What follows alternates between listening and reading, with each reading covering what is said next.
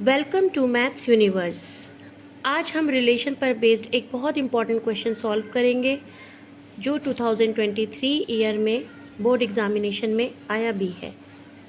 Question is let function of x to y be a function a relation r is defined is x as follows.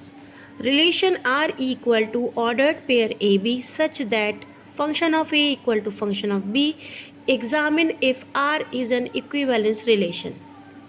Question में दिया गया है कि function जो है वो x to y है जो कि एक रिलेशन R को डिफाइन करता है जिसमें रिलेशन R दे रखा है ऑर्डर्ड पेयर ए बी, जहाँ पर function of A function of B के बराबर दिया गया है।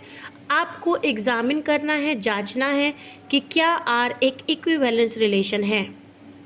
तो देखिए इस क्वेश्चन को हम किस तरह से सॉल्व करेंगे।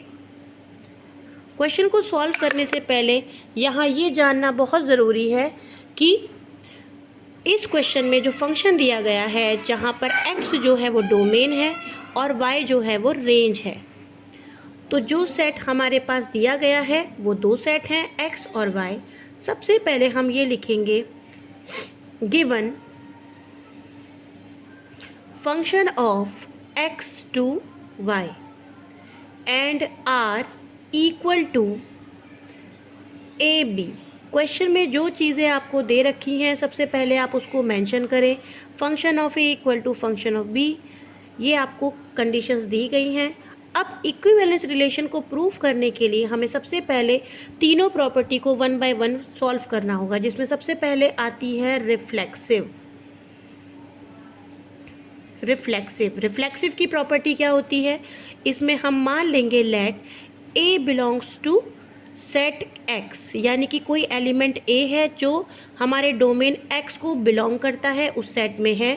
जब एक्स उसमें है इसका मतलब फंक्शन ऑफ ए जो होगा according to definition function of A होगा।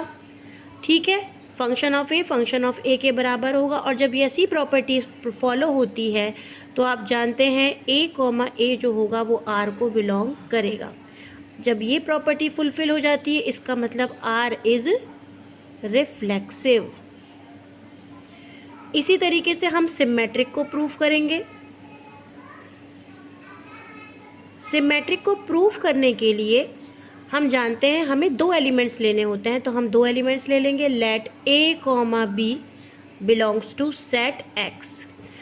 जब एक्स को बिलोंग करेगा इसका मतलब इफ़ क्या हो जाएगा, A comma B belongs to R. जब ए कॉमा बी आर को बिलोंग करेगा तो अकॉर्डिंग टू डेफिनेशन क्या आ जाएगा, फंक्शन ऑफ ए जो है वो फंक्शन ऑफ बी के बराबर होगा।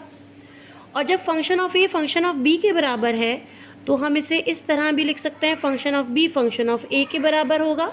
और जब function of B function of A के बराबर होगा इससे क्या निष्कर्ष निकलेगा कि बी कॉमा ए जो है वो आर को बिलोंग करता है। और जब b कॉमा ए आर को बिलोंग करेगा it means R is symmetric. Okay, ये हो गई हमारी दोनों प्रॉपर्टी। इसके बाद ही हम दूसरी प्रॉपर्टी में आ जाते हैं जो कि है